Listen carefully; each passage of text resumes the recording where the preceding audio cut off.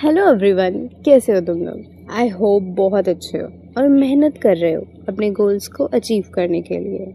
अगर तुम एक ऐसे स्टूडेंट हो जो किसी भी एग्ज़ाम की तैयारी में लगा हुआ है या आगे चलकर किसी एग्ज़ाम की तैयारी करने वाले हो, तो ये वीडियो तुम्हारे लिए है।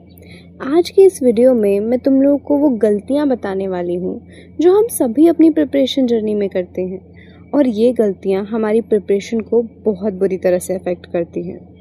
तुम्हारे लिए इन गलतियों के बारे में जानना ज़रूरी है ताकि तुम उसे करेक्ट कर सको, और हो सके तो इन गलतियों को करो ही मत, क्योंकि ये गलतियाँ तुम्हारी 2 से 3 साल की मेहनत खराब कर सकती हैं।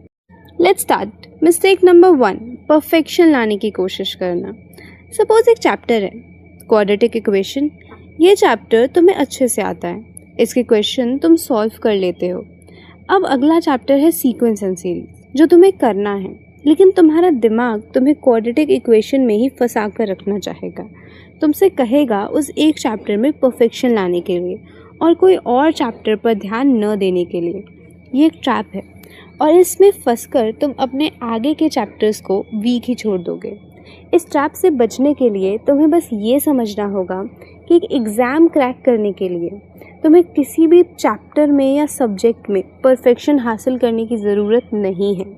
तुम्हें बस उतना पढ़ना है जितना पूछा जाता है, या उससे एक लेवल ऊपर। That's it.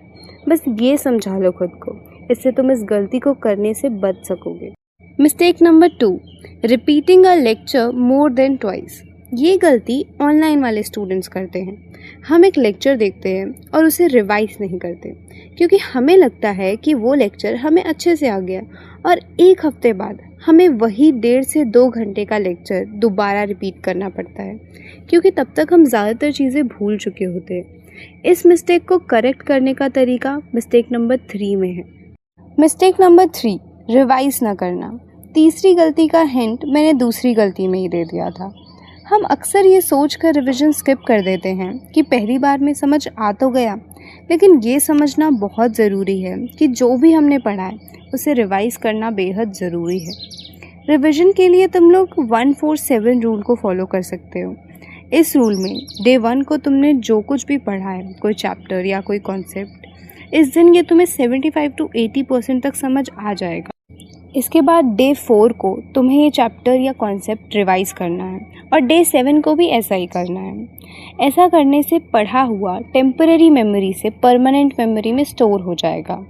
रिवीजन के लिए तुम लोग शॉर्ट नोट्स यूज़ कर सकते हो। अगर ये खुद के बनाए हुए हो तो बेस्ट है, नहीं तो यूट्यूब या चैट जीपीटी से भी ले सकते हो। इस वीडियो में मैंने जो भी गलतियाँ बताई हैं वो मैंने खुद की हुई हैं, और इससे सच में बहुत बुरा इफेक्ट पड़ता है हमारी प्रिपरेशन को। मैं नहीं चाहती हूँ कि तुम लोग ये गलतियाँ रिपीट करो और बाद में रिग्रेट फील करो।